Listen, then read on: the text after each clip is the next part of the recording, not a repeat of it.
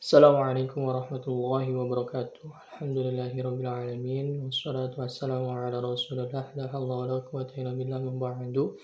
Puji syukur kehadirat Allah Subhanahu wa taala yang telah memberikan kita nikmat sehingga pada kesempatan kali ini bisa menuntut ilmu dalam mata kuliah manajemen keuangan 2. Salawat dan salam semoga tetap tercurahkan kepada junjungan Nabi besar kita Muhammad SAW telah memberikan kenikmatan berupa ad-dinul Islam, yaitu agama Islam.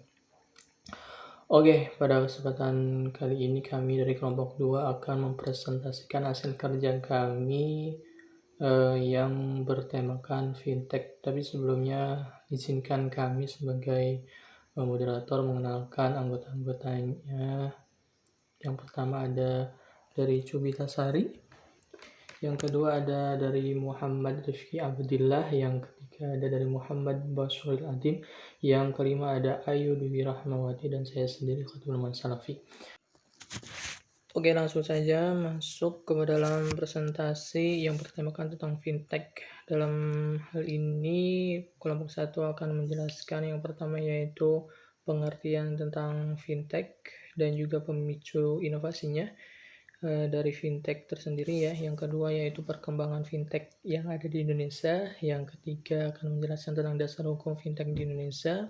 Yang keempat akan menjelaskan manfaat fintech di Indonesia. Dan yang terakhir akan membahas cara kerja fintech, jenis-jenis fintech yang ada di Indonesia. Oke, yang pertama saya akan menjelaskan tentang pengertian fintech. Apa sih itu fintech? Fintech itu kata singkatannya itu finansial teknologi ya pemirsa. Teman-teman. Dalam sejumlah literatur ditemukan beragam definisi tentang fintech. Secara umum dalam arti luas, fintech menurut pada penggunaan teknologi untuk memberikan solusi-solusi keuangan. Itu menurut Amer pada tahun 2015.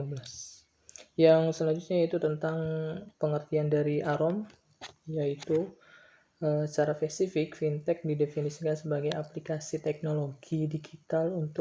Baik, selanjutnya saya akan menjelaskan pemicu inovasi fintech. Evolusi fintech yang terlihat akhir-akhir ini sesungguhnya berawal dari inovasi kartu kredit pada tahun 1960-an.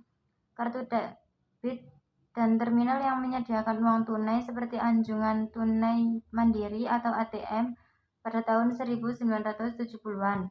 Kemudian disusul dengan munculnya telepon banking pada tahun 1980-an dan beragam produk keuangan menyusul dari regulasi pasar modal dan obligasi pada tahun 1990-an.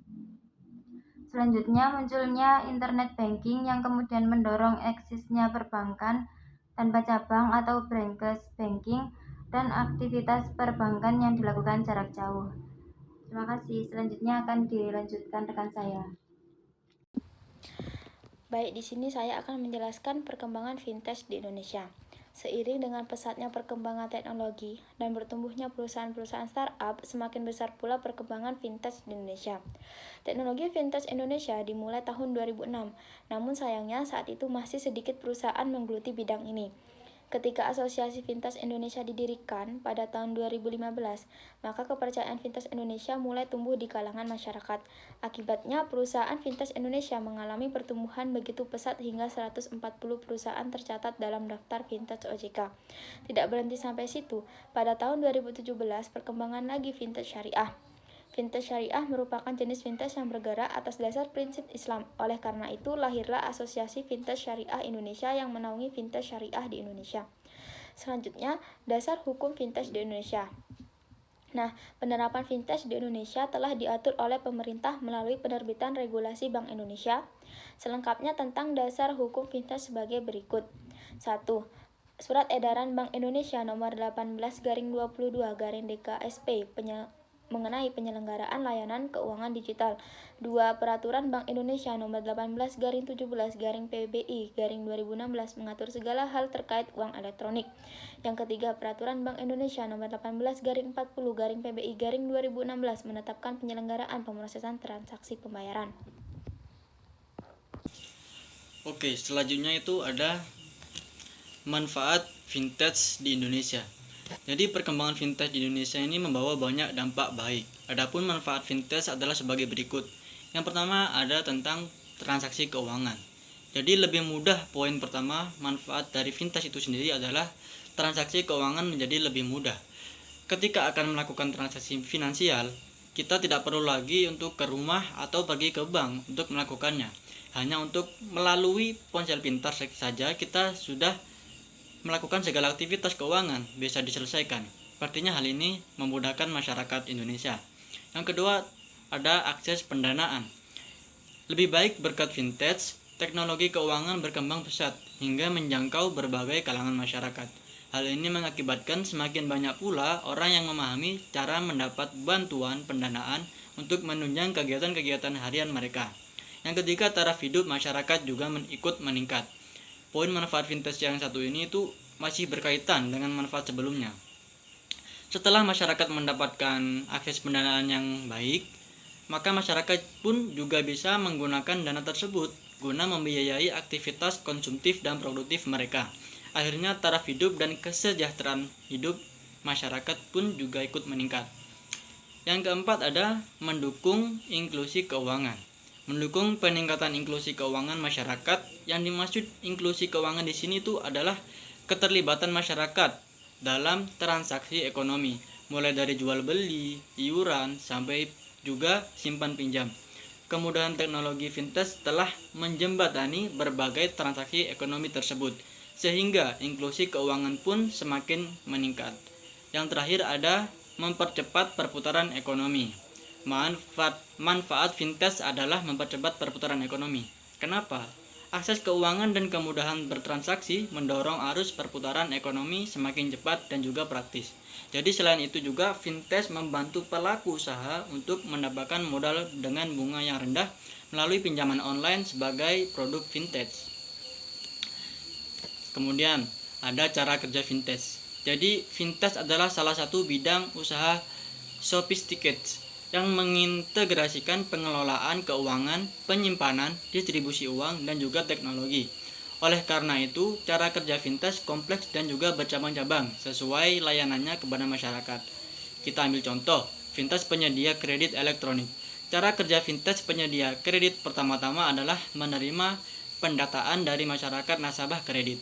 Setelah melakukan verifikasi data serta penjaminan ke lembaga penjamin simpanan atau yang biasa disingkat menjadi LPS dan Bank Indonesia atau BI, vintage akan mencairkan dana ke toko elektronik tempat nasabah mengajukan kredit. Selanjutnya, toko elektronik juga akan mengirimkan barang pesanan ke nasabah berdasarkan mandat vintage. Selanjutnya, vintage juga akan mengenakan bunga pinjaman kepada nasabah di setiap pembayaran. Dengan bunga inilah nanti vintage akan melaksanakan kegiatan operasionalnya. Jenis-jenis vintage di Indonesia. 1. Peer-to-peer lending. 2. Crowdfunding. 3. E-wallet. 4. Microfinance. 5. Payment gateway. 6. Investasi. Dan terakhir 7. Bank digital. Peer-to-peer lending. Jenis pertama fintech adalah peer-to-peer lending, jasa keuangan yang menyediakan pinjaman dana untuk melakukan usaha dan memenuhi kebutuhan. Adanya contoh vintage ini membantu para pelaku usaha untuk memperoleh modal dengan cepat secara online. Namun, Anda tetap harus waspada terhadap vintage ilegal seperti pinjaman online tidak resmi yang berpotensi menipu nasabahnya. Pastikan Anda memilih pinjaman online yang legal. Daftar vintage OJK yang resmi bisa Anda simak di laman resmi OJK. Crowdfunding. Crowdfunding adalah produk vintage yang platform mempertemukan pihak yang memerlukan dana dan pihak donatur sebagai jaminan transaksi secara aman dan mudah. Crowdfunding tak hanya dimanfaatkan dalam pengumpulan donasi saja, namun juga diterapkan dalam mengembangkan usaha untuk menemukan investor dan pelaku bisnis. E-wallet. Jenis vintage yang berikutnya adalah dompet digital atau disebut dengan e-wallet. Produk vintage satu ini berperan menyediakan tempat menyimpan uang secara elektronik bagi penggunanya.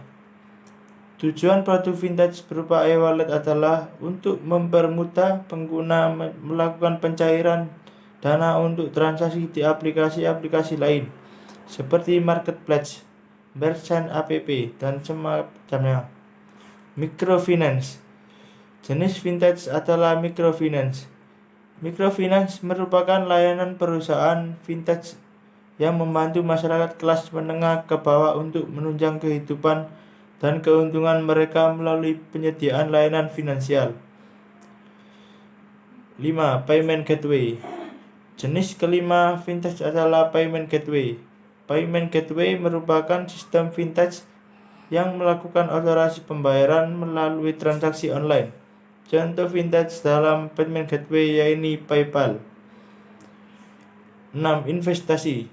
Seiring berkembangnya vintage, proses investasi dapat dilakukan dengan mudah.